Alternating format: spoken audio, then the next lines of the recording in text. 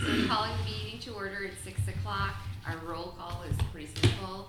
Councilmember Moshe Campoli, I'm here. We have Councilmember Carson and Councilmember Leparishu and Forrester Rothbart are both absent today. All right, and the June 24th minutes, did you have a chance to look at those? Everything looked good to me, and again, I appreciate the detail that is on here, so we can refer back to this in our discussions. And even though there are just two of us tonight, I mean, we had our OPT presentation scheduled, and I got that report as well in our packet. So thank you for joining us, and I wanted to make sure we had a chance to hear your presentation today about OPT. And well, I was basically here to answer questions. Yes. I know that we have a lot of questions, so there's not, I'm expecting Ginny to be here any minute. Oh, is she planning on? She has often all does the hands join. up. Yeah. Okay. All right.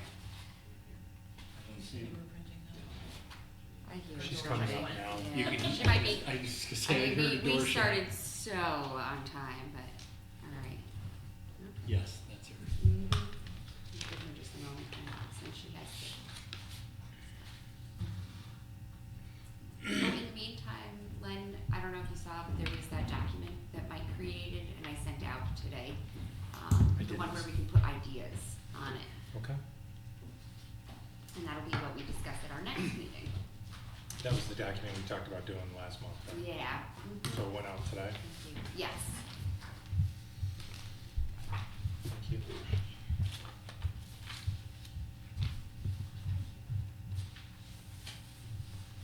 Ginny.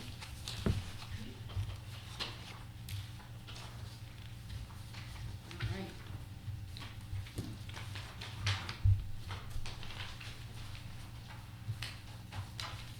We So- can start on these numbers then. I was gonna say, probably we should have Ginny Okay. start with going through. Well, do we want to do that or do the same format we've done with every other Whatever department you- head? Is Yeah, you just whatever kind of go works. through Yep. the questions with us? Sure, no problem. Do that too. So as I said, the highest demand is the University and Southside runs.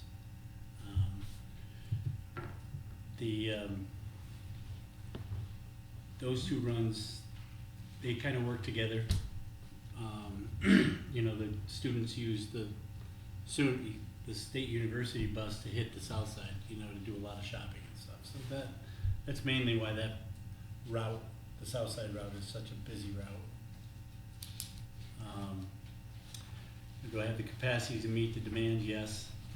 Staff, we continue to have challenges with getting enough drivers. We compete with a lot of different people for a lot of different organizations for the same people. Mm-hmm. And it always seems, we raise our salaries, they raise their salaries. It's just a seesaw thing, and we have gotten away from the drivers job hopping, so to speak. We used to have drivers would jump all over. We don't see that as much anymore since we've become more competitive, but we're starting to see where we have lost maybe two over the last year Mm-hmm. have gone to driver school because there's better benefits or better for whatever salaries, both. We're not seeing as much as we used to see. So, I guess going back up a question, you said Yep. State University and Southside. Mm-hmm. Where's Hartford College fall on this? Harvard College, they have lower numbers. Mhm. That's another contracted run. Mm-hmm. They have increased. They asked for an increase in service this year. We're going to be offering a Saturday service during the day for them, which was an increase of about $10,000 to their already $40,000, so we're up to $50,000 with them. Mm-hmm. We operate about 30, I want to say about 36 hours a week for them. Their numbers are steady. I mean, they're about the same. Do we have that on here, Greg? The Hartwick? I didn't break down college routes just because of the one issue with University of Hardwick. I didn't want to confuse them Yeah. with the number of counties, so I just had the total college versus non-college. Yeah. But they are pretty consistent. Yeah, they've been pretty much steady. We use a smaller bus on that route just because at night, I should probably explain this, the SUNY State University bus goes from the university to the bus depot. Hartwick runs Hartwick Southside. So that picks, what they do is they'll transfer to that bus at the depot and then go over. So it does help increase Hartwick's numbers on that run. And that's why it's a little deceiving when you start breaking it down. But because those numbers are charged to the Hartwick run because it's the Hartwick contracted run. Right, so you're swinging the Hardwick bus down and picking up SUNY Oneonta students. Right, 'cause that- potentially. Because the service that Hartwick wanted was service to Southside. So instead of running two buses not full, we run one bus, transfer, and they go over, which it works well. Sometimes we have students that will get off not at the hub, they'll get off on Maple because we have the pickup out here and they'll just walk across the street and pick the bus up there. But it's the same, we're getting the same same ridership numbers, just not at the same pickup area. Okay. Let's see. So as you know, we added the All-Star route this summer. It is done okay. I think there could have been a little bit better. I think if we'd had more time, we would have better marketing of it. It happened, we got the contract and we started a week and a half later. Okay. They were going to do the marketing, and we haven't seen much of that, have we, Greg? Yeah, their communication back to us was the same thing. Essentially, they didn't have a whole lot of time to prepare and do what they would like to do as far as marketing to their guests. So once they get in the middle of their season, it's difficult for them to get on with things. So I think going forward, looking ahead next year, maybe even later as the season goes on, I think they'll do some more. I was in the office today, running the office, and the bus came in and I stepped up on it, and there was probably 12 people that were going Main Street, so that was a couple of families, so it is picking up, and I think, moving forward next year, if they market it correctly, it'll be better. Either way, we're gonna be made whole, Yeah, the way the contract was written, so. that's one where. But ultimately, we wanna see people use it, so. And that's one though, that they contracted for it and then the guests there, they don't pay when they ride, is that right? They have a pass. A pass, okay. Get Thank out, you. and that's how Mhm. that works. Okay, It's basically the same as set up kind of like the contract for the university, except it was very expensive with Gen Fair to add. It's gonna be like about $12,000 total to do a whole nother pass card that would swipe. So we're able to key it in instead of spending that money. So we thought we'd save them and us some money and see how this works before we go through all the expense Right.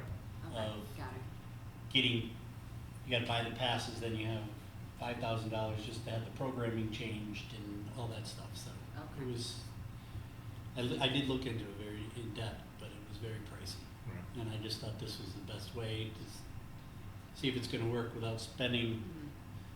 that money and only using it once. Yeah, So, if this doesn't pan out next year, so.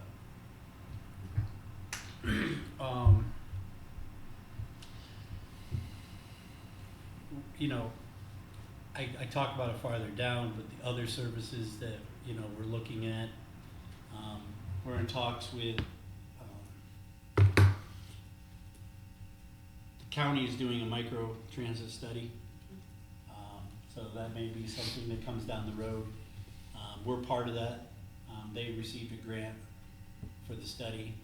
VIA is doing the study, VIA, whatever, however you say it, but they're doing the study and we're part of it. So we'll see what their recommendations come back for. It's countywide, so it will be portions of it specific to OPT, and then there'll be stuff specific to the rest of the rural county. And this is a federal study? Yes, it was a federal. Yes, it was an FTA DOT grant. So we had talked about, but there was really no reason to compete against them if they were going to include us in it. So that's why we decided to let them take the lead on that. So.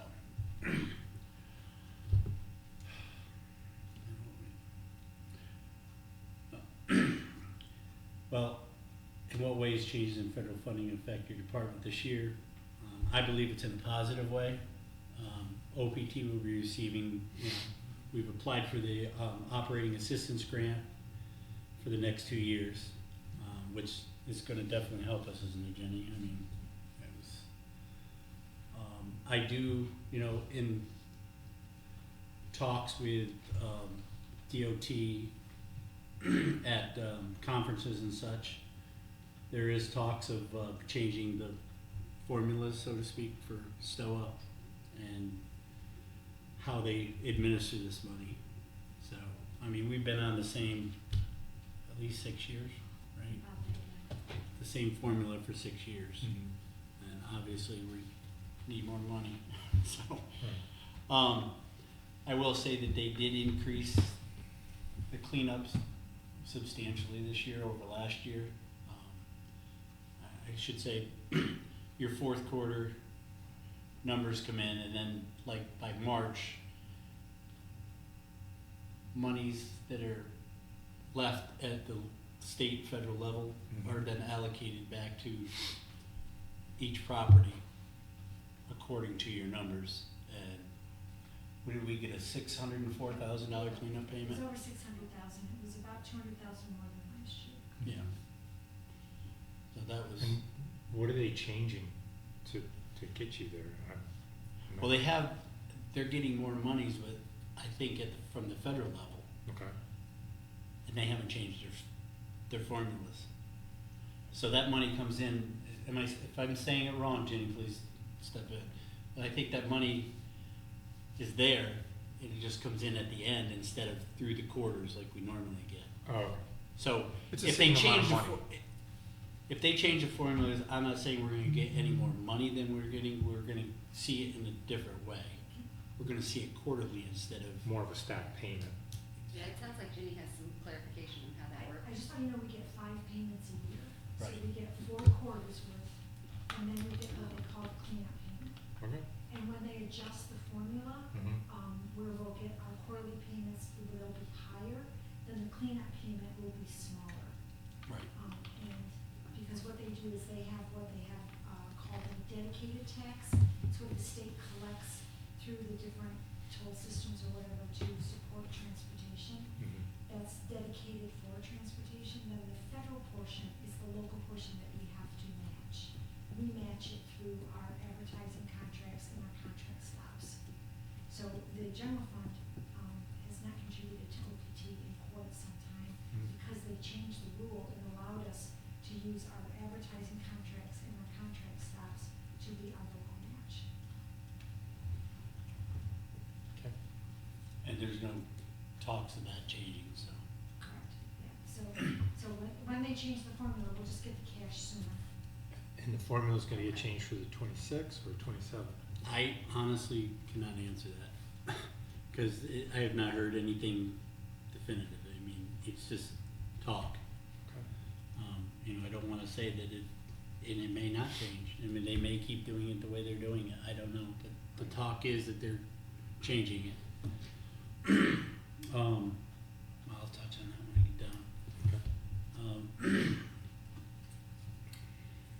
So, as cost of materials and staff rise, it changes, do you anticipate your budget in '26 in order to maintain some? So, we were able to negotiate a reduction in service in certain contracts, meaning runs that were underproducing and times that were underproducing.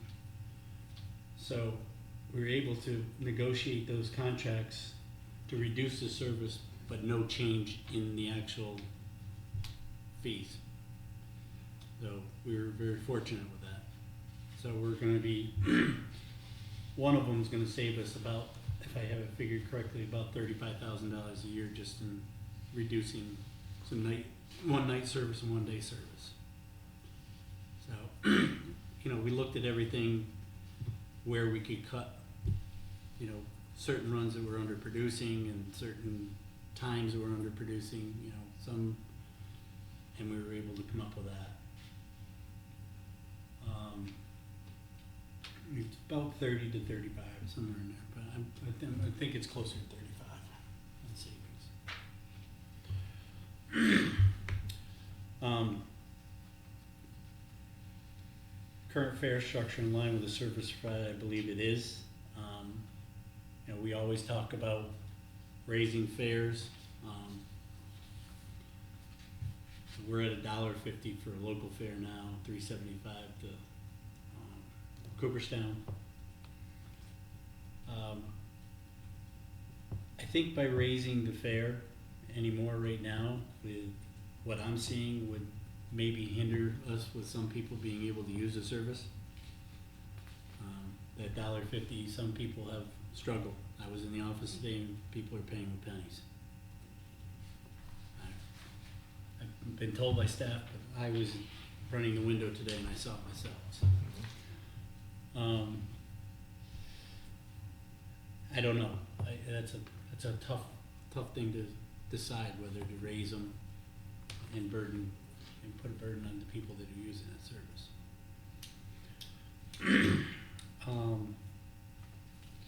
Let's see. So, are there services provided at no cost that should be considered for additional fees? No. OPT, we're not permitted to give out any services under our regulations. Somebody has to pay for it. If we decide to do something, then it would have to come out of general fund or something else. I think we did that one time for something, I can't remember what, the shuttle, For the shuttle. and that wasn't much money. And that was what, sir? It wasn't much money, Oh, It was okay. very minimal. very minimal. That was the parking shuttle that was? Yes, then when we did the parking shuttle, Okay. what opportunities might exist for additional funding such as grants?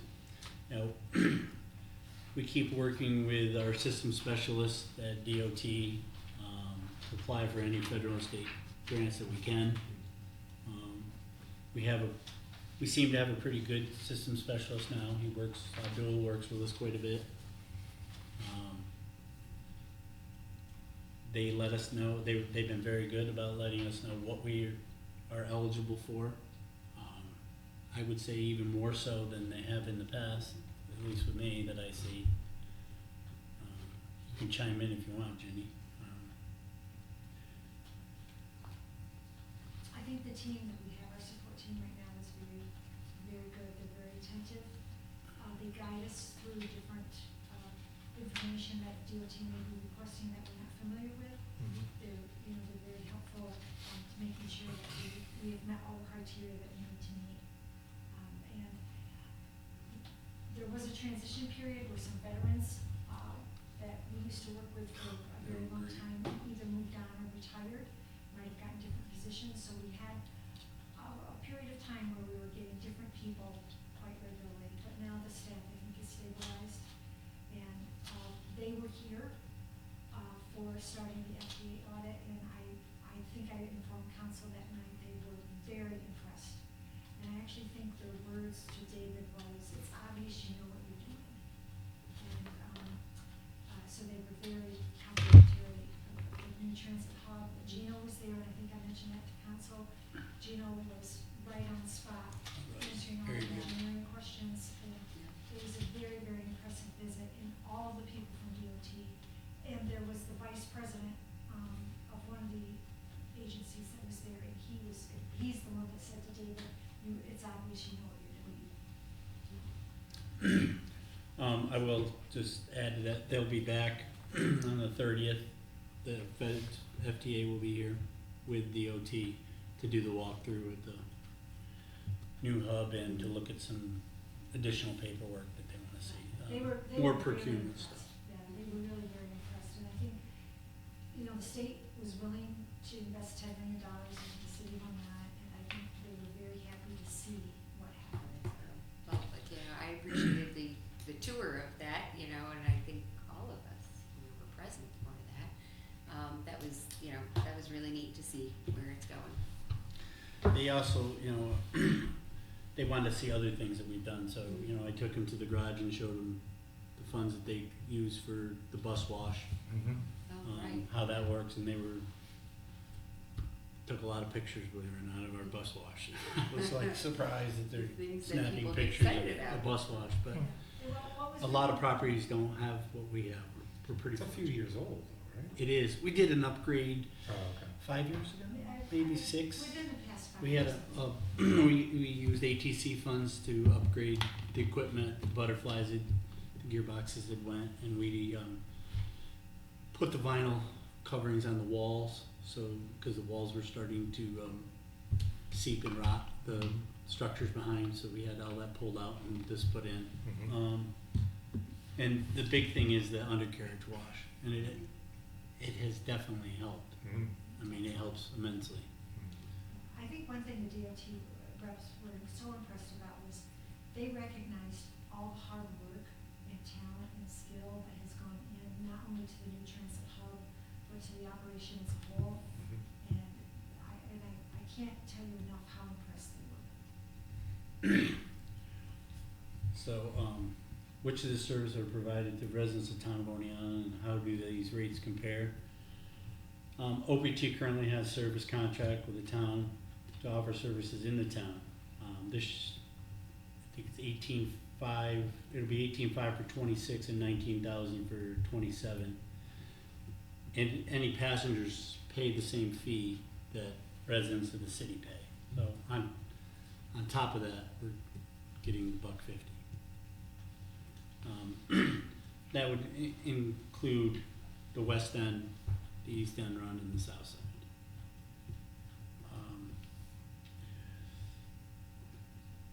I think that's all I got on that. So efficiency, what inefficiency currently exists? Staffing. Now, it's always gonna be a challenge, I believe. This area only has so many people with that type of license, and there's a lot of people that are going after those people for employment. Our schools are probably the biggest competitor of us.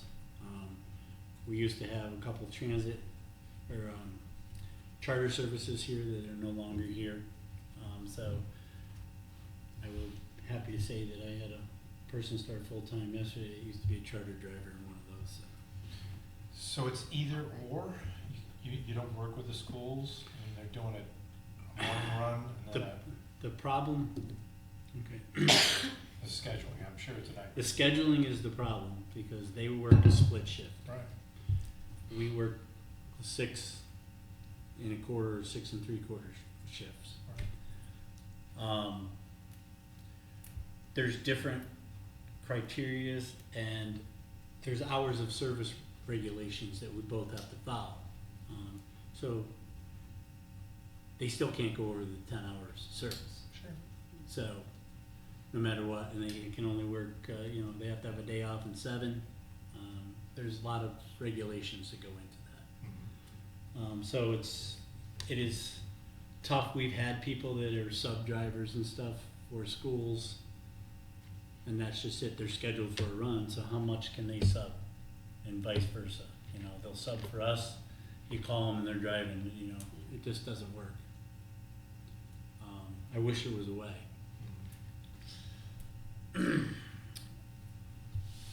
So I did mention in here suggesting how to make your operation run better. You know, we do more recruiting. We have amped up the recruiting recently. We don't have the sign-on bonus anymore. That was out end of last year. You guys had approved the sign-on bonus, and that ran out end of last year. And you feel It'd like be that- nice if we could afford to do it again. It does help recruit part-time employees. What was the bonus that was offered? It was $1,000 sign-on Okay. bonus, and it was $500 to start and $500 after you complete your 6 months. Okay. And I will say that I think we only have one person that didn't get the second part of their bonus in the whole time. I didn't mention it here, but I think I mentioned it down. The next one is our ELDT. We have had a few people come in. We have one younger guy now that's turned out to be an amazing driver. He started in the program, entry-level driver training. So I think it's very successful, and I'll touch on it in the next question, but it's a good thing.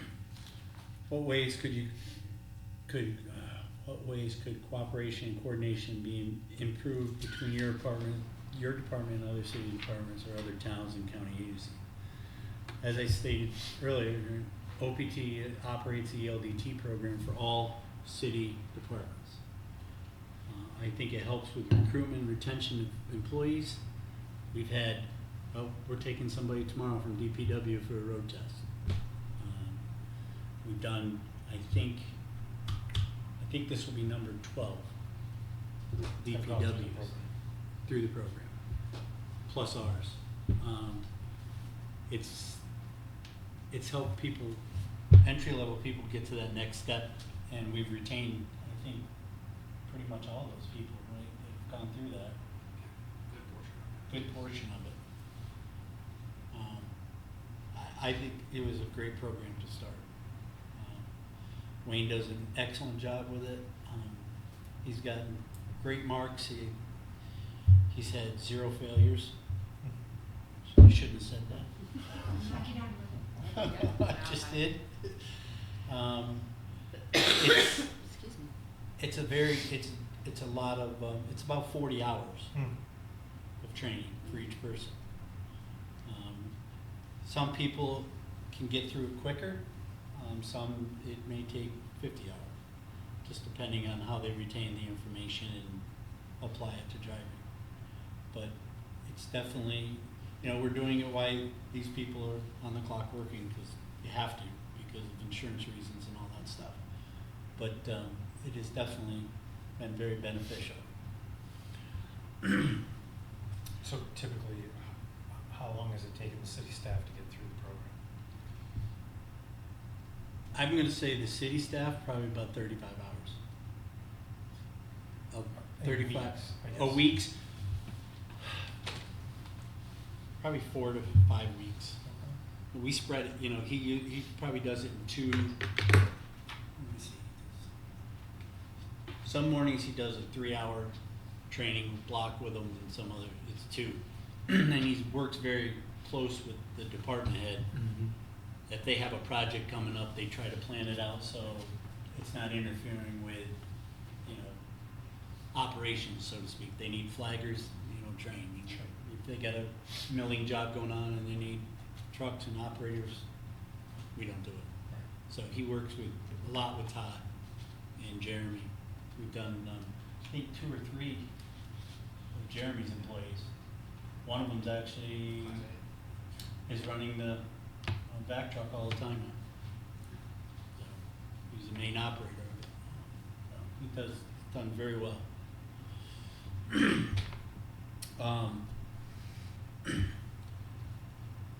OPT is currently in discussion with New York State DOT and Otsego County on a regional transportation plan.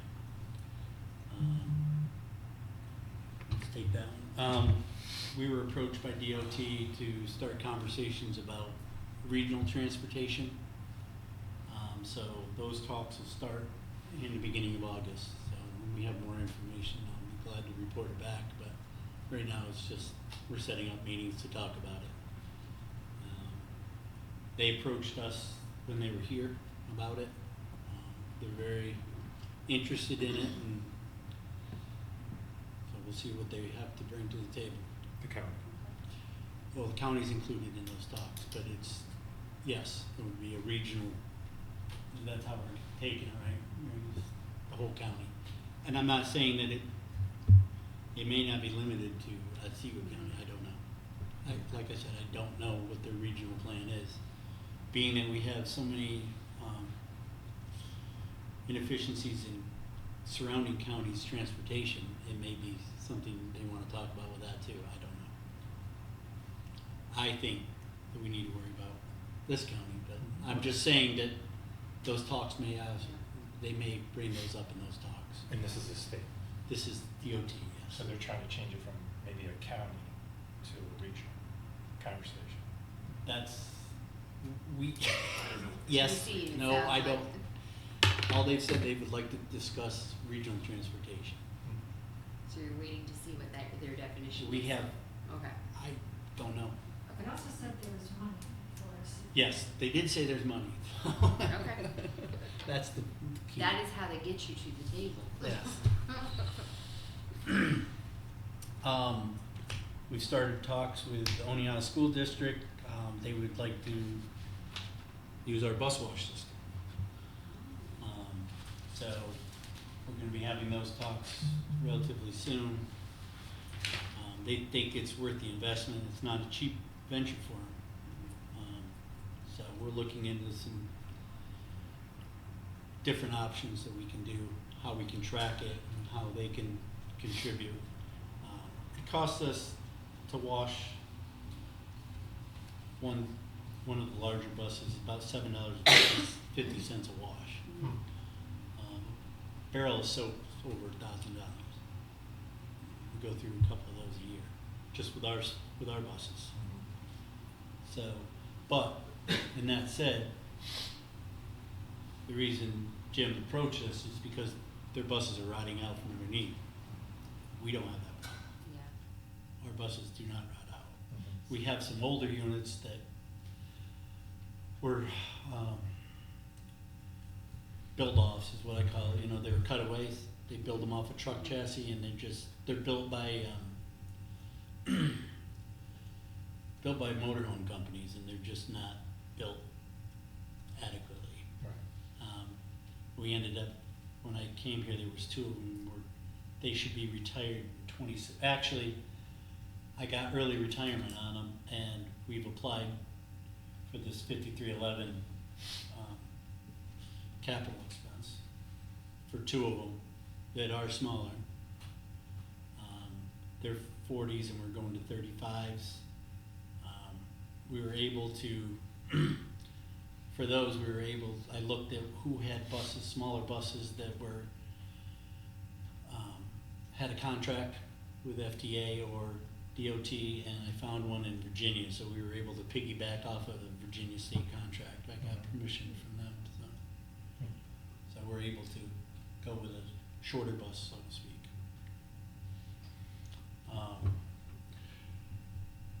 Let's see, what else?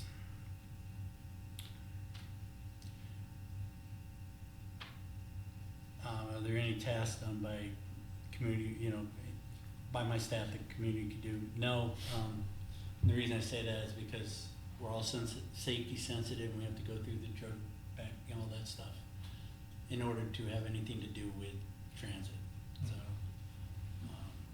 it's quite an ordeal, actually, and safety sensitive.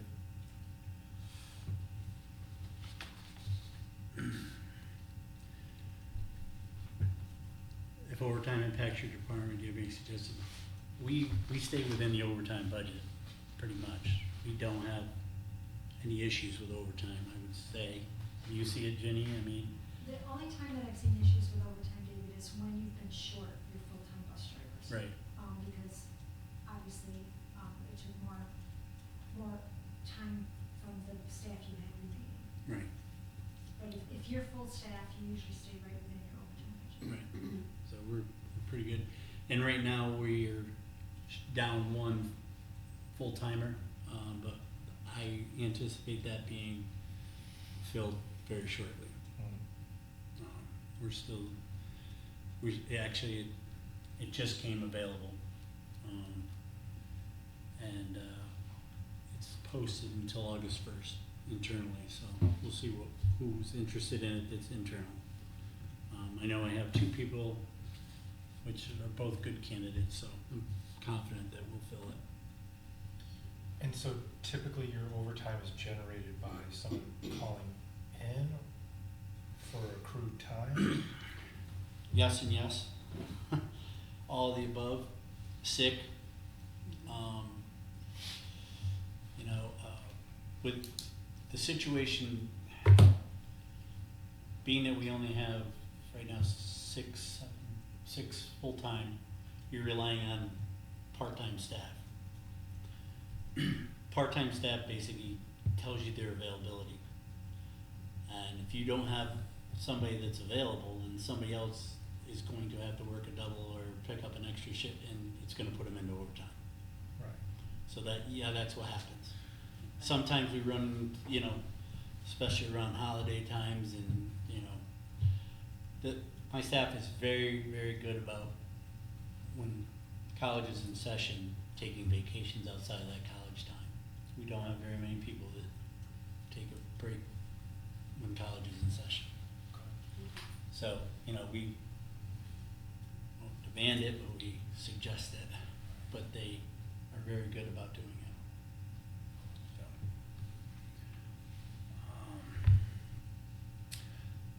The questions, by the staff that were asked, and, some of them that we had actually talked about previously, but we're looking into is, changing the routing of the river and west runs to run together instead of River Street runs on the top of the hour and what we call the bottom of the hour, the 30 west runs. We're talking about combining those and making it a loop. Oh, okay. So it would service both those areas every half hour. These are suggestions by staff, and we've looked into it. I have a few concerns with times that people currently ride that get to work.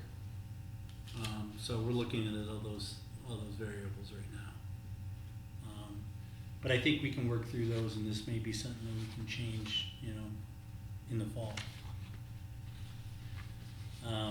It was brought up more supervisory staff. Our one supervisor has 33 employees that report. As I said, this is suggestions. So this one individual has to do 33 annuals, Yes. and this individual has to go through all their CDLs? Well, the CDL stuff is, yes, he goes through it, but it's also gone through by the 19A examiners, which we have myself. This person is going to be taking his test soon. And I have 2 other staff members that have 19A credentials. So we try to divide I have one staff that basically operates maintains the records. So she will tell us which tests need to be conducted, who's up for a biannual, who's up for defensive driving, who needs to get a physical, who needs, all those things. There's a lot of paperwork. Sure. A lot. And it's all done, with the bus driver unit in Albany, Mm-hmm. and, well, actually, the bus driver unit's in Utica. So we have an oversight person with the bus driver unit that works close with her, so we're compliant. Yeah. So it's that communication back and forth as well as Yes. maintaining And it's- internal. I think it's key to have one person as the communication person, because things can get lost if you have more than one contact, so we try to keep it one person. Yep. She's out for an extended period, I take it. Yeah, you have to Until- back up then. yeah. Okay. So, that's all I had on that. Oops, sorry about questions about this that you wanna get into, or do you wanna, I did. yeah? So, David, we invested in your app. How's that paying off? Oh, you mean the bus tracker? Correct. Very well. Students love it, public loves it. It's actually gonna work, the company that actually got the, bid for the signs on the bus bays is the same company, so we're working to kind of Oh, coordinate. Okay, So the bus will pull up there and it'll, should be able to change the sign, so. nice. If it's, if we have to redirect or anything, we can change it from inside, but, so, it was kinda nice that the same company got that, worked out well. But no, it's been very, it's eliminated a lot of phone calls, Mm-hmm. a lot, Good. Mm-hmm. it really has. And just refresh me, the software on that, are we paying an annual? We pay a subscription fee of $22 a bus monthly for the cell service. And then we pay a $1,500 a year, I think it's at 15, can't remember I'll say it's $1,500 a year for service. So if we need to change the routes, we're covered. They go in and they do they change everything. The other, I'm just trying to think, it was just that one-time layout of the big money, then the monthly So cellular 22 cost. 22 a month per bus, and we have 7 buses? No, I have 17 buses. 17. 17 buses. We have 17. I have the Well, system on. Those are the counties. No, City of Oneonta has 17, City of Oneonta has 14. 14, The county has 3. The county pays those subscription fees, correct, Jenny? Yes. Yes.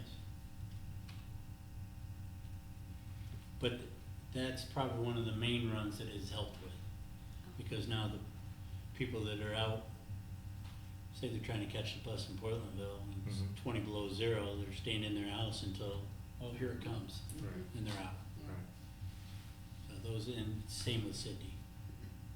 So, and we see it a lot on West End. I see the bus driver say, I see him running out of the house. I'm running out of the house on Right. Chestnut Street, Right. catch the bus. So, And did you say that fee, I know you said there's the bus fee per month, that other fee though, is that per year, or that was just the startup fee? which fee is that? Oh, Is the it 15? 15 is one That time was a year one-time. fee. Okay, one time per year. That's a, Yep, you- okay. it's a service Like to contract. say enrolled or It's a whatever. $1,500 a year service Okay, contract okay. is what it is. For the whole system. For the whole system. Okay. Right. So they, any issues we have, they address. We Yeah. have a tracker down, we call them Okay. up and they take care of it, and It's like, it's a maintenance agreement. Yeah, Yeah. okay. So the app, does that provide you with analytics of who's actually, or how many people are downloading it? Do you know how many active? I do not, but I can get that information. So it does have that ability? It does have that ability. Okay.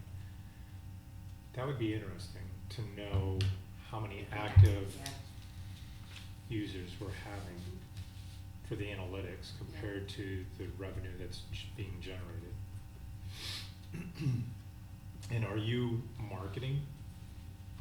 We advertise it with everything we do, we put it out there. Yeah. We track the bus Yep. right on top of our web pages, and Carrie puts it out. and It's on our main page It's too. exactly like it's. Yeah, a few places. So then our formal education institutions are they're telling the students, So, in the beginning of each semester, they have, and I supply them with literature and, brochures and stuff, and yes. And I'll guarantee you that almost every student's got that downloaded, because they use it. okay, And if the bus is not showing, they let us know. We have that problem sometimes too, mechanical, if your wire's bad or something, tracker's not showing. Right. But our staff is pretty good, because we have it on a big display in the lobby and it's right in front, so. Okay. So they- Our staff tracks them all day. Right, and so how is it set up for the baseball folks? Do they have the ability to use the same app? Yes, and that's out there, and we gave them all that information, and we gave them the QR code, so they can scan QR code and it takes them right to the app. So I guess part B of this question is that I would be interested in how many baseball folks downloaded that app and became a user of the app. Yeah, Can you get it in that fine detail? I don't know if I can get in that much detail, I'd probably get it in numbers, but we can probably look at the weeks that they're That's what I here was and thinking, Right. yeah, notice if You there's know what a I mean? shift. The downloads. the downloads in the weeks they're here compared to the downloads that are when colleges Yeah, and such. college Right. sessions, yeah, okay. And I think some of that has a lot of opportunity for improvement with, like we were talking before, increased marketing.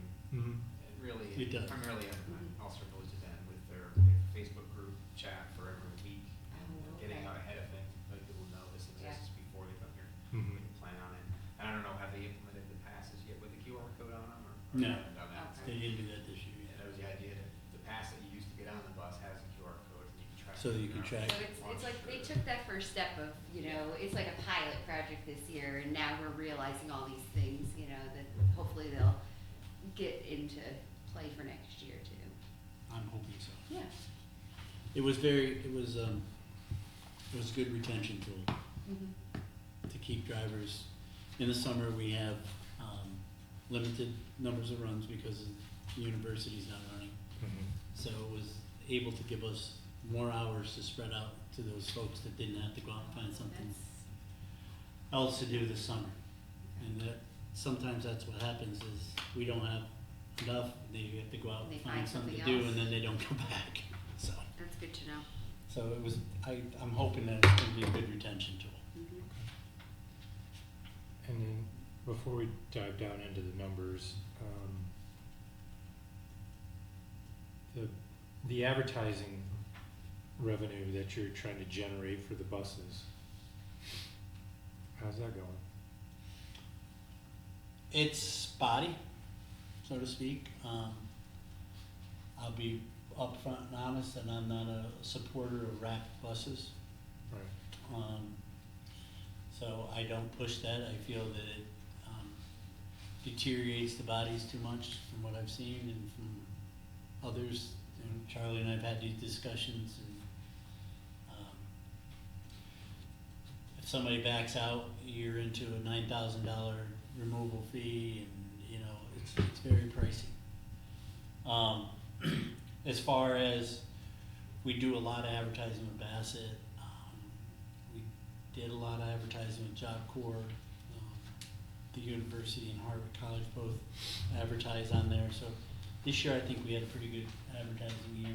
I don't know if we have those numbers yet, but for this year. But It's, you also advertise a lot with, child protection, yes, and things like that. Mhm. yeah, we do a lot with Through the county. Yeah. the county services. Do a lot like mothers and infants program, breastfeeding Public programs. service announcements, it yes, sounds like, yeah, okay. All kinds of stuff. There's a lot of, we're getting to see more and more internal advertising for those. They're smaller, they snap in. Right. The buses are equipped with a track that takes 11 1/4 by, you can have them up to 3 feet long. They snap in the header of the bus. So we do have a lot of those. We had some from recruiting with the armed forces. Armed forces recruited did some advertising with us for recruitment. Some of the student rental landlords also advertise. Yes, we do. We have some of them. And so since you're not a fan of the wrapping, the new buses that we ordered a month or two ago, they'll be in next year sometime? Well, they're not ordered yet because we don't have the contract back from the state yet, but as soon as they are, yes. And yes, I know where you're going. I'm trying not to make them all white. Right, but you're not gonna wrap them. I would prefer not to. The wraps that we have, the 3 buses, the branding, Yeah, those are a different type of material. right. And it was a little bit more funny, but if you look how they're wrapped, they're not wrapped in the areas that deteriorate. Keep it high, I'm okay with, but when you start fully wrapping a bus on those side skirt panels, they just don't last. I was just gonna ask, so it's the lower portions lower that are portions more are the issue. vulnerable then? Yep. Okay. Lower portions of the issue. Because I remember hearing about the wrapping, I didn't realize that there were different, It's just that, Areas I that don't are know more- if it traps moisture in or what it does, Yeah. it's just, we had panels replaced on a bus, had it re-wrapped, Hillside Bus I used, they Mhm. paid for the wrap and everything, and within a year it was right back to, Mm. Mm. it was terrible. So, Okay. Any other thoughts here? Or No, that was it. move on? Numbers and grants here? So is this really something that you're gonna go into? Yes, I will be discussing. I'll be going into this also with the full council and our budget meetings. Okay. We wanted to introduce it for tonight's meeting. So what I have here is a 5-year history and a 5-year projection.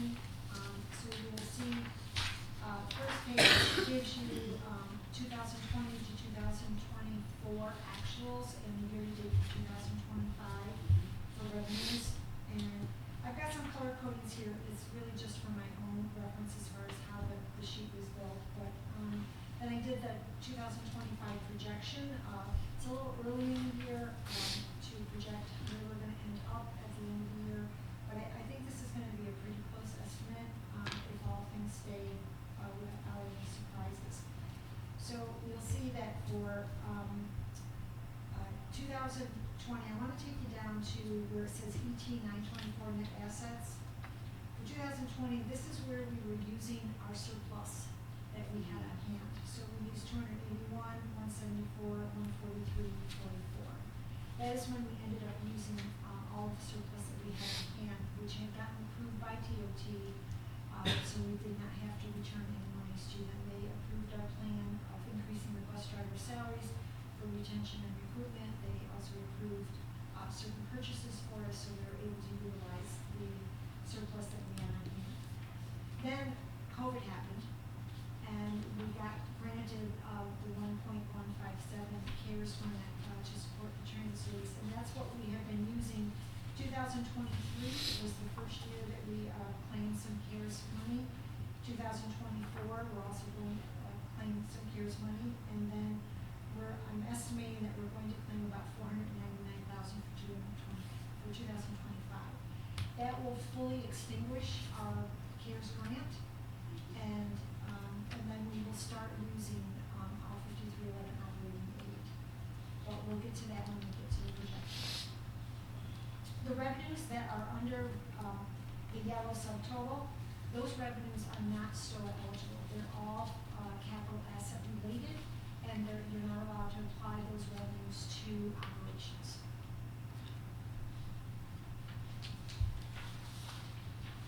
So you've grossed over 118,000 for bus fares, 1750 first line.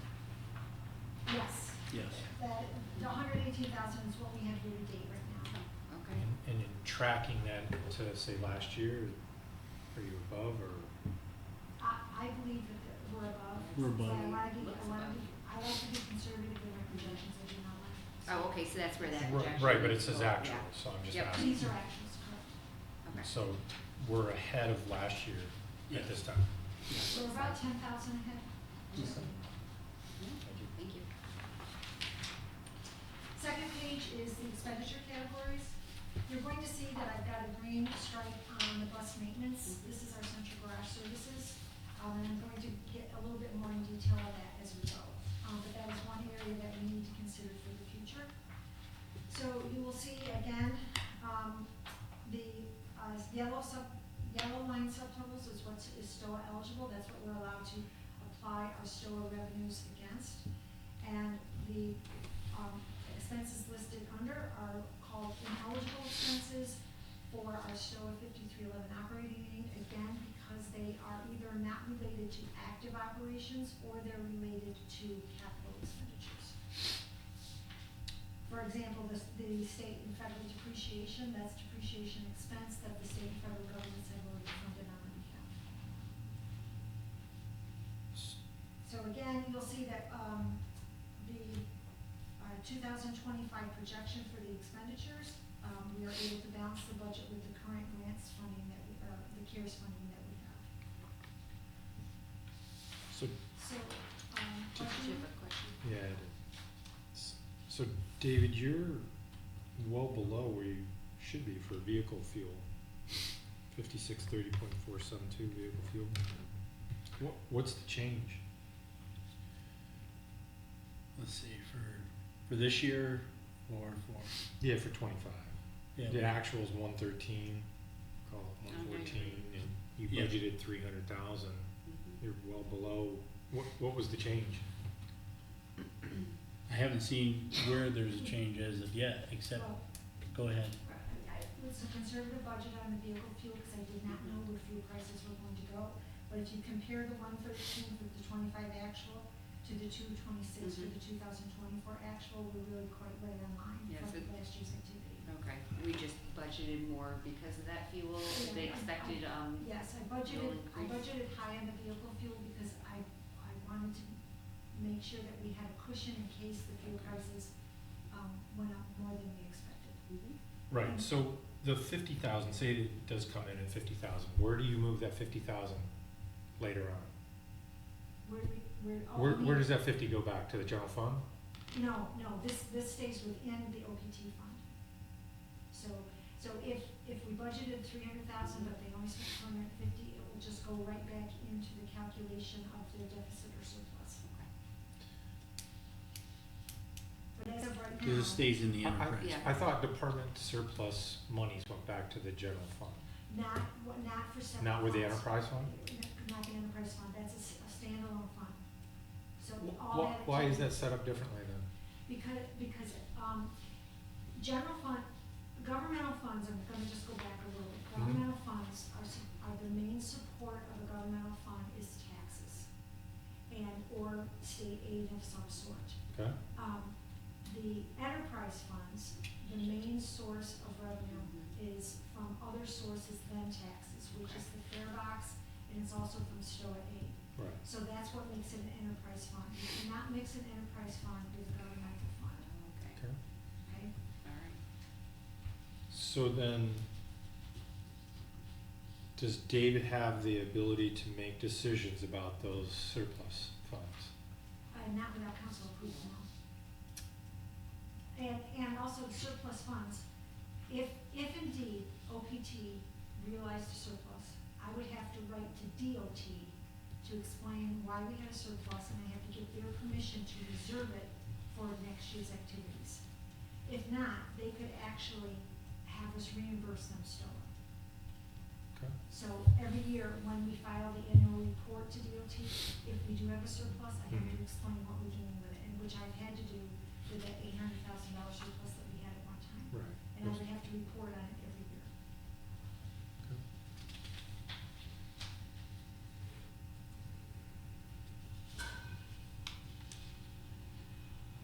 Okay, any other questions on that area? No, thank you, that's very helpful.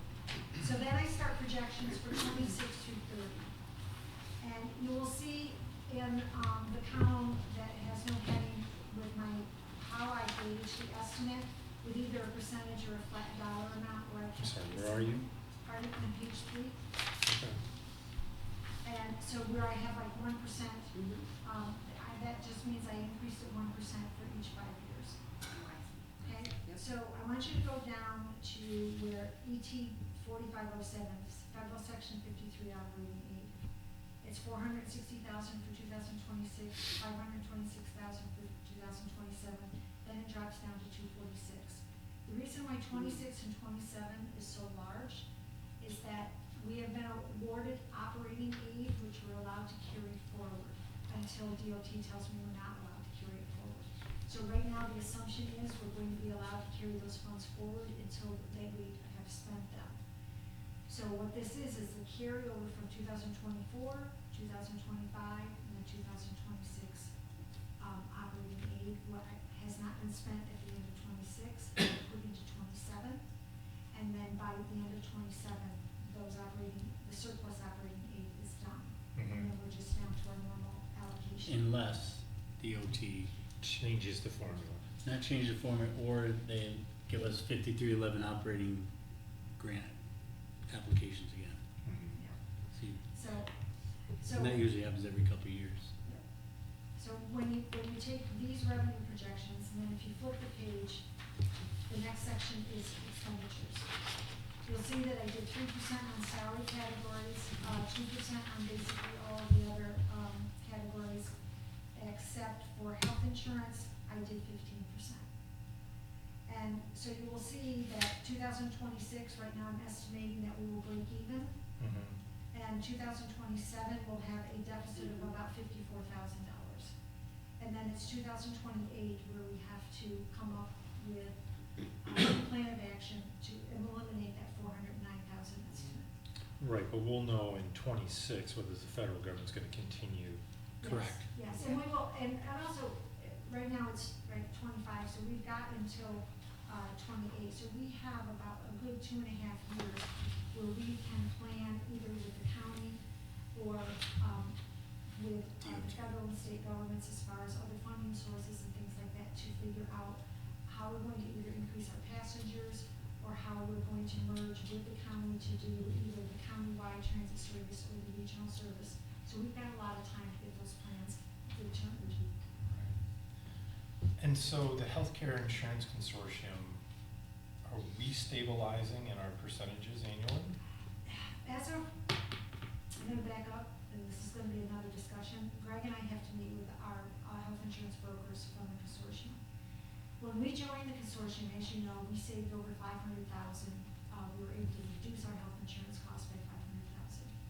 Then we had normal increase for the next year. But the second year, we had the large increase last year, but we increased the deductible, which brought our increase down. We're not gonna have that for next year. Right now, they're predicting a 19% increase in health insurance. And when last year, we were told it was going to be about 5%. I had asked to see the numbers. I've asked them, I said, last year you told us 5, now you're telling us 19, I wanna see why. So I should be having that information at next week's board meeting. Didn't we settle in at 17 for this year? No, I think it was around 11. Oh, 11? But they're predicting for 2026 Yeah, they're that predicting 19, they're saying. they're predicting about 19% for 2026, but we're not finalized yet. I don't know where it's going to end up, but, we're Yeah. looking at various options as far as what we can do. So if we settled in at 11%, why are they predicting 19%? Because That's what I've asked Yeah. for. I've asked, and a lot of it just has to do with claims. And in the consortium that we're in, there's many different plans for the different entities that are in there. Right. So what they did last year is that they tried to stabilize all of the different plans, so they were basically contributing close to what was being spent. So some people actually got a 42% increase, because their rates were just so low.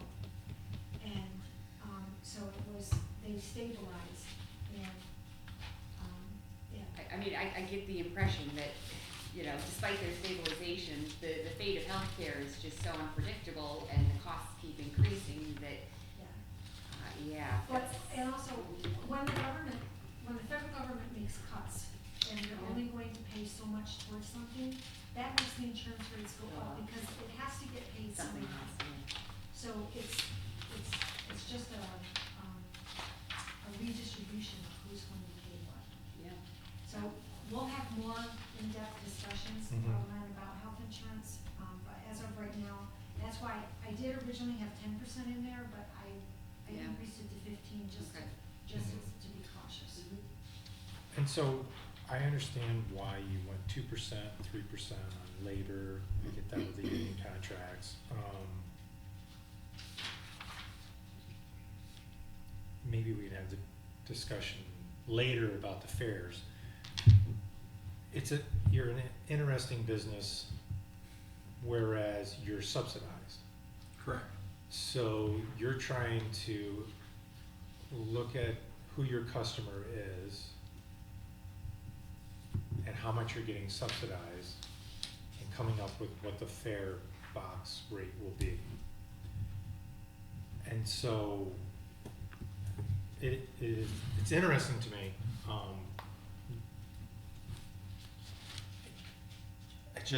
I don't know, your expenses are exceeding your revenues.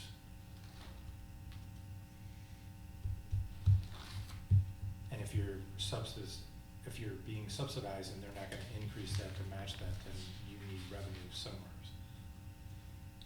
Or, Well, I mean, you took a proactive approach somewhere, I don't wanna know the particulars, you decreased services, but your revenue stayed the same, so that's great, but,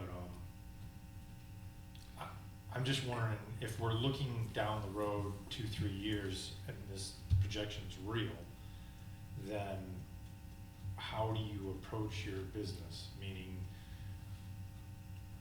is it, just hear me out, is it a smaller bus and you become more versatile?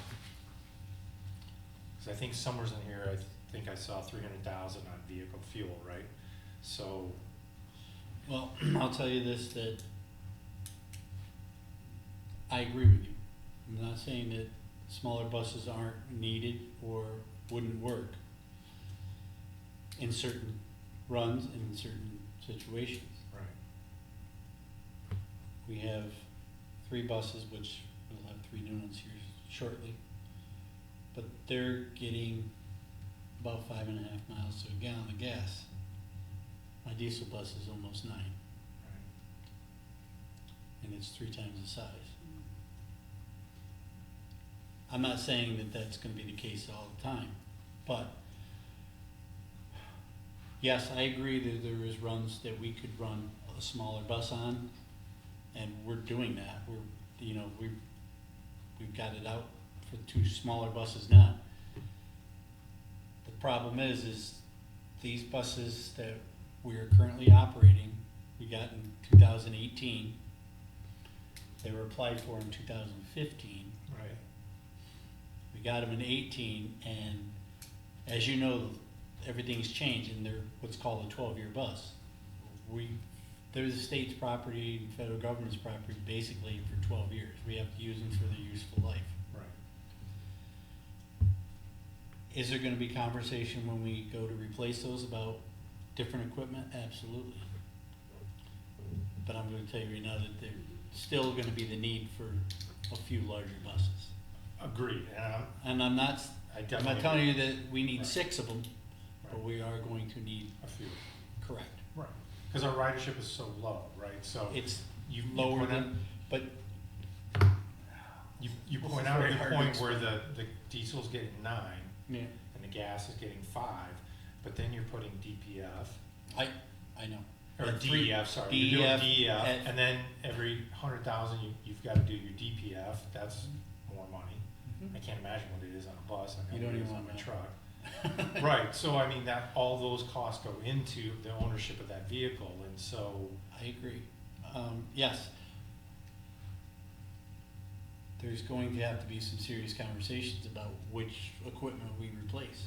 You know, this equipment basically when you buy these buses and they're state funded, this is what you get. Here's your categories. You got lot M, lot G's, different size buses, basically. Let me shut this off, sorry. Where was I? So you have different size buses. The thing you have to look at when you're purchasing these buses is the useful life, the kind of climate that we operate them in, and if they're gonna meet the needs. A lot of the buses that are on the state contract are not, they're not user-friendly. right. Take for granted the bus that we currently operate on Hillside. The first step is 11 inches high. I'm sorry, but It's not gonna work for a senior citizen. there you go. It's so this is where you're kind of needled into certain equipment if you want to use their money. Right. Now, being that we got federal money and I was able to piggyback on a grant, In Virginia. so in Virginia, we were able to get the same equipment we're currently using with their money. So it was good for us, and it's good for the people. They're very easy to use. As Don and I had a conversation, the ramp buses, you know, they kneel, they lower, it's 4.5 inches step in, and it's very much easier for And those people are- with mobility issues to use. Right, and those are the gas ones? Those are diesel. Those are The gas ones they got a 7-inch step. First step 7 inches, and then, But a normal riser on any set of stairs is 7 inches. yeah. But they're difficult because the problem with those is the step itself is the depth. Somebody bringing a bag on or a basket, they're narrow. I'm not saying they're not, they work. Yeah. But drivers getting out a lot of times and open the back door and setting the basket in the back. Don't. But I agree that there needs to be conversations on what we purchase in the next round of 5311 capital buses. That'll be 9 buses that will be available to get. Last time that was $4.5 million worth of buses in 2018. You're probably looking at 10 or 11 million now. Right, The and I same mean, buses, the federal money. Greg's probably reached out to SUNY and Hardwick and knows this better than definitely I. That we were told that we were at the bottom of the bell curve of the college students, so that 1,500 plus that we're down student population. I don't think we're on the upward portion of that yet. And so, I wouldn't say that, I mean, we're starting to see better numbers from there. But I don't think you're ever gonna see the numbers that you Yeah. saw pre-COVID. And I insane. think you and I talked a little Yeah. bit about this the other day. right, because the It's just culture's culture. different. Culture's It's different. a totally different culture. Yep. Um, Yeah, And I so think, that We was- don't have the nighttime ridership that we used to have. Right. And I don't, from what I'm seeing, I don't foresee that Change. Mhm. changing, and we've adjusted. Before COVID, we used to run 3 buses Friday and Saturday night. Wow, yeah. 2 buses on Thursday night, we're running 1 bus, we're running 2 buses, Big buses. big buses. I do know that. But you're gonna have those times when you've got 70 kids on a bus, Right. and then next time, you're gonna have 6. Right. How do you have to accommodate for the larger numbers, Right. and to a that's- point, I'm asking about the versatility. right? So, I think that, yes, I think there needs to be good conversations and hard numbers when we look at replacement. And do you think that maybe that would be a selling point also to recruiting drivers? There might be some drivers out there that want, but when they look at the size of the bus, they're like, ooh, Yeah, that's kind of big. it is big. But It I don't know could- what the it- terminology is. I'm thinking of a Class C camper, and I see the county. So what is that model called to you? What is that terminology? That's a cutaway, and it's That's a just, cutaway? we call them paratransit buses, because Paratransit. they're small. Right. They're a 15-passenger bus, Okay, 15 passenger. bus. 15-passenger bus. Right. We're running 70 passengers. I mean, you can get Right. 68 on the big ones, I think, 64, Right. 68. Right. Because you can have standees. Those buses are built so you can have standees, where those other buses you can't, Right. because of the regulations. So, I mean, there's nights still where you go up there and the bus is packed, and then the next run, the next 2 hours it's not, and the last 2 hours they are, so you have to accommodate. I mean, the call I hate getting is my daughter was left alongside the road because the bus held up the full sign. Right. And we have to do that. We can't overfill the bus, and we won't overfill the bus. There's an incident the guy in the seat's the one that's gonna be in trouble for it. And as far as the SUNY population, I know that Caroline White had shared recently that they have, I think, 2 dorms that are offline, and there's another building that they're taking offline because of the decline. So I don't think that at this point they are anticipating an increase. Right. They told me, you know, in the spring when I met with, that they were anticipating about 400 more, to 400 to 500 more this year than they had last year, but. Right, who but knows? out of the 400, how many actually use a bus service, right? You know, I will say that, off campus, use it a lot, that live in the city. Yep.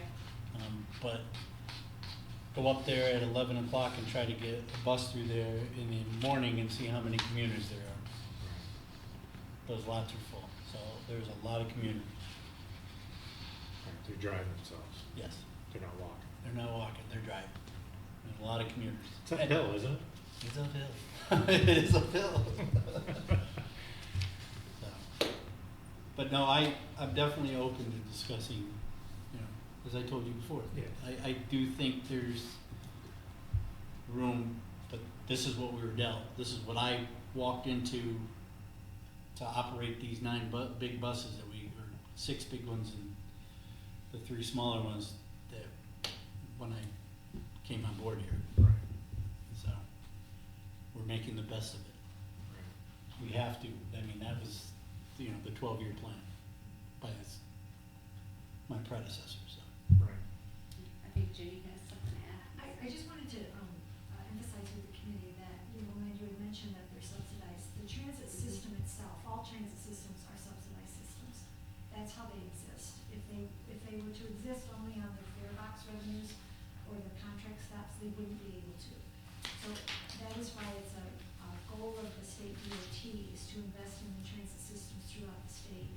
And the, you know, I'll go back to what we talked about last year. The state was willing to invest $10 million into the city of Oneonta with the transit hub. They're also willing to invest millions of dollars into our equipment and our buses because that's how important the transit system is to a lot of the population that needs service. So I understand your interest in the fare box. It's not just the fare box, it's the contracts, which he's had me ask multiple times. Does it cover the cost, Yeah. right? So I might have just said fare box, but it's fare It's box fair and balance and contracts. contracts. Yeah. That every one of these contracts that we go into, does it cover our costs? But you can't necessarily lean all in on that because you're being subsidized, so you're Correct. trying to Right. accommodate. And so that's why I said it's an interesting business that you're in It's very difficult to And come also to in. juggle the right formula. So if you're not willing to increase your ridership more, then you gotta reduce your expenses, and how do you do that? Without affecting the end user Correct. drastically. Right, yeah, And you I don't agree wanna, with you. you don't wanna show up there with a small little car and No. say, jump on in. But, you know, Those call it contract good. stops that Yeah. we have now, as I said to you, the general fund used to contribute about $300,000 a year to OPT a very long time ago. And now with the contract stops and the advertising contracts, I could look back to confirm how many years we have contributed to OPT, but it's been a number of years. So that has saved the general fund. Those contracts have saved the general funds hundreds of thousands of dollars. in the last few years, we've gotten more contract stops. Mm. We've increased the rates, slow and steady. Mhm. And, Very good. we've been, by doing that, we're servicing more people and bringing more people to Yeah. businesses that are hopefully And you're really benefiting from that. not going very far out of the way No. to these contracts are along existing routes, so Sure. you're just making it Mhm. more convenient and a little bit more likely for someone to think the bus is an option for them. So I think it really, just to reiterate what you guys are saying, it's been very Well, it effective. also, It has been and it effective. also allows for safe drop off and pickup because once you go off the public road, you have to have a contract along the private property. So that allows for much safer pickup and drop off of the passenger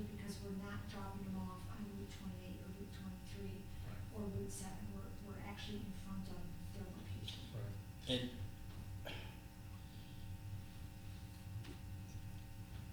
just, like I said, it brings more people to where they need to get to. Yeah, And it's all so- about that connectivity and, yeah. That's it, Yep. connectivity. So I guess my last point on this is Mhm. that I listen to the Hartford College students. I go Mhm. up there quite a bit. They're all Yep. in one dorm as my constituents. And so by listening to them, I've heard it over and over and over. I'd like to have a job either downtown or on South Side, but I can't because the bus schedule doesn't allow it to happen. And I know that you can't accommodate all schedules, but I literally hear that And I'm sure you do. And all the time. the thing is they want a contract with me, I'll have them on bus. Right, so this is that versatility that You know I what I'm was talking saying? about. I mean, And I'd I'm like like, to. well, do you walk down there? Like, I will not walk down because you gotta walk back up. And I said, okay. And I agree. I mean, we operate, the Hartwick bus runs until 9:30, Tuesday, Wednesday, Thursday to midnight, Friday, Saturday to 2:30 in the morning. right, And that's what they've asked for. You know, what they ask for is what we give them. right. I mean, if we could figure out a way for revenues that would cover additional service, I'm all for it. But- Yeah, because I don't know what the privates are charging for that, right?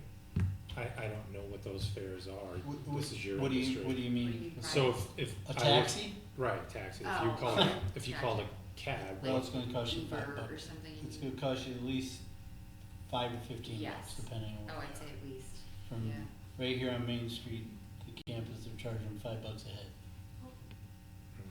The schedule you just said seems to me would cover a lot of job It- opportunity times. Is It does and it doesn't, Jenny, Okay. because a lot of these students have availability in the day, and Hartwick has no day service. Oh, I see. Oh, okay, graduate So, is there since we have- later, okay.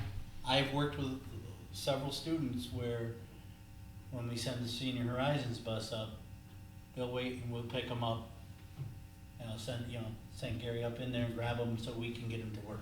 nice, We work, if they come to us, we work with them. okay, That's good Hartwick to know. College doesn't have a contract with us for the nursing students, but every morning when they're doing their clinicals, the Cooperstown bus goes to Hartwick College first, goes to Smith Hall, picks them up, the nursing students, okay, brings them to the transit hub, nice, picks up the rest of the load and goes there, so they're at their clinicals at 7 a.m.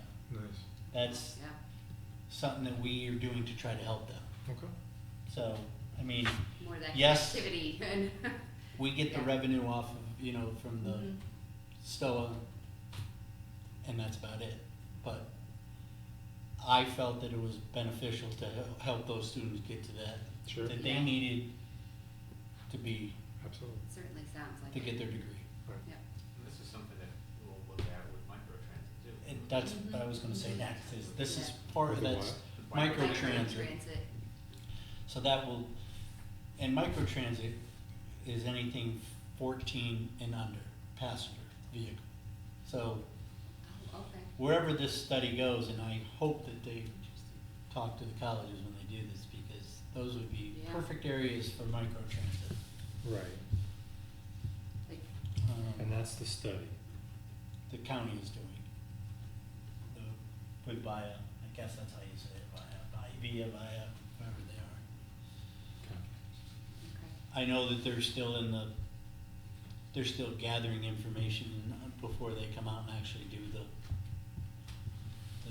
actual in the city study. So they're still gathering information. what'd you call it again, micro what? Microtransit. I was calling it versatile, but thanks. Yeah, you're kind of talking about the It- same thing. I am It is. talking about the It's- same thing. it's When the you same say thing. Microtransit, I'm like, oh, okay, that's versatile. Yeah, it's microtransit. Yeah, because that's just smaller vehicles being more Yeah, versatile. and that may be where this may be all going someday. You know, we get ready to replace those buses and we're Mhm. replacing them with microtran. I don't know. You know, let's see where it's going. Mhm. But And we're we're scheduled to replace those 9 buses when? 8 or 9. 8. Or I think 8. it's, I think I can get them ordered at 8 and get them at 9. Or somebody can get them ordered. You're not Sorry. making any guarantees. Oh, that was a hint. Okay. Hope your succession plan is in place. You're not allowed to go if you don't do it. I'm afraid Is there anything I'll else? probably be here for it. Go over on these other charts to Well, Jenny, or? Greg had prepared some charts to just show you where the ridership is, Okay, you know, yeah. going back to 2017. And then the other sheet that I provided, because one of the major expenses for OPT is the maintenance of the vehicles. So we just broke it out from 2020 to Oh, that's what this is, 25 between labor, parts, and sublet. Labor is what we pay Central Garage for through the transit hub.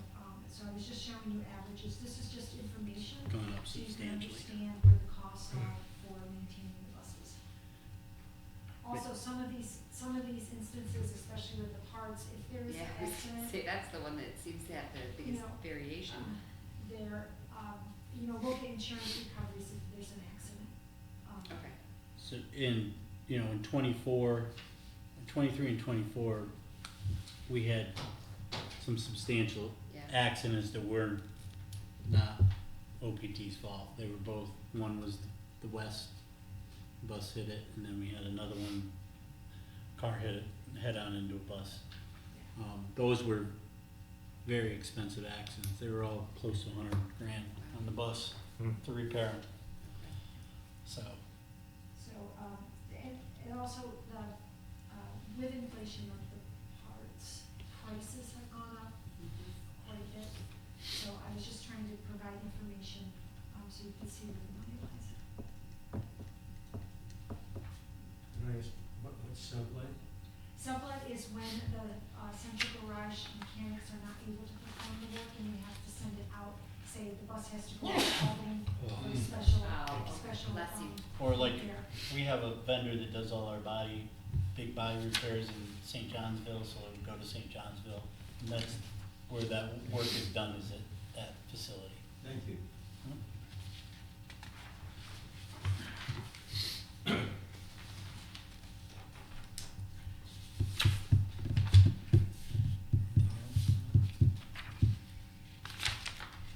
And what do we have? We have 2 ridership histories here.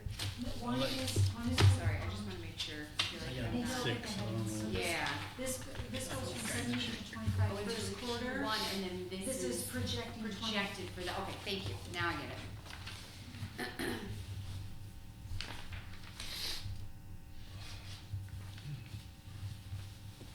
Hopefully by the time, I have this presentation for budget, we'll have the second quarter stats for the Okay. two, and we'll be able to update Yeah, that. there is this.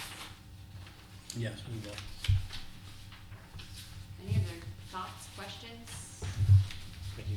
I don't have any either. Problem. Thank you so much for taking time to come in Problem. and chat with us about all of this. So you just get back to us with that analytics for the app? Yes, I Oh, wrote the it down app- to talk, the app I will. data, Yeah. Yeah. No, that's a good idea.